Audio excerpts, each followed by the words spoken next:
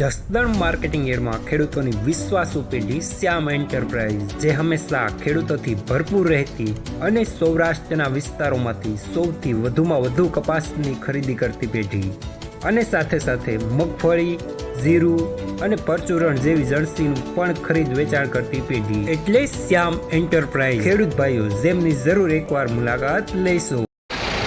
નમસ્કાર મિત્રો, સ્વાગત છે તમારું જસદણ માર્કેટિંગ યાર્ડમાં. આજે તારીખ 12 ડિસેમ્બર ને ગુરુવારના રોજ જસદણ માર્કેટિંગ યાર્ડમાં જીરાની આવક જોઈએ તો આજે પણ આવક ગઈકાલે જેવી જોવા મળી રહી છે, 1200 ગુણી આસપાસની. અને મિત્રો, હાલ હરાજીનું કામકાજ પણ ચાલી રહ્યું છે, તો ચાલો જાણી લઈએ હરાજીમાં જઈને જીરાના આજના બજાર ભાવ.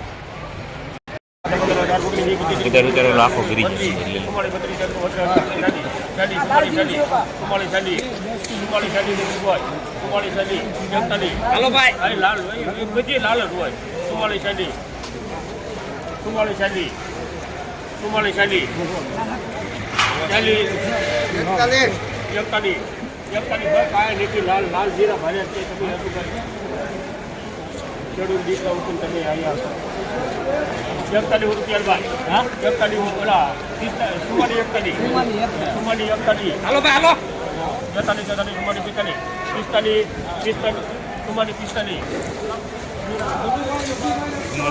मेरा लोग जाए છે 4445 રૂપિયા સરોમાં.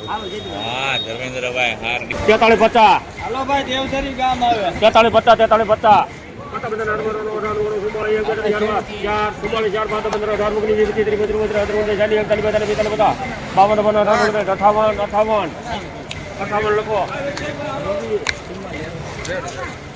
4458 રૂપિયા મીડિયમ સુપરમાં. ઝીરો વાળા ખેડૂત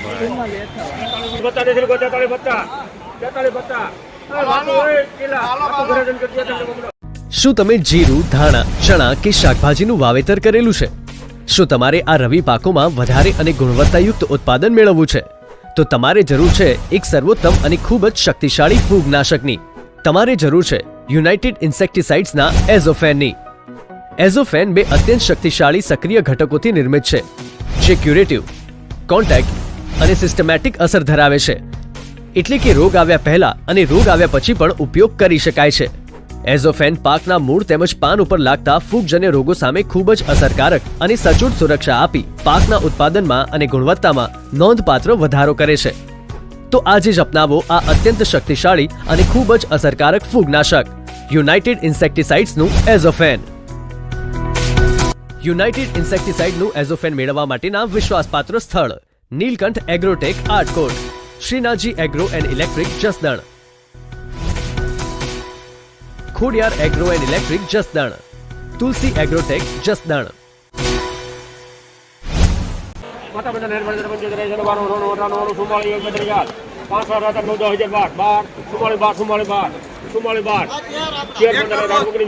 હસુભાઈ 42 લખો 42 હસુભાઈ 43 સુમાની 50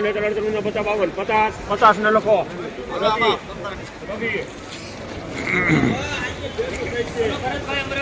4450 રૂપિયા.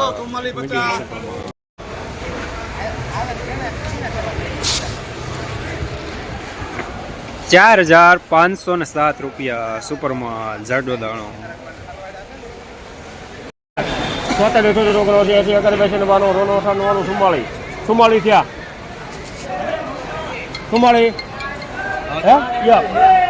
સુમાળી રવિ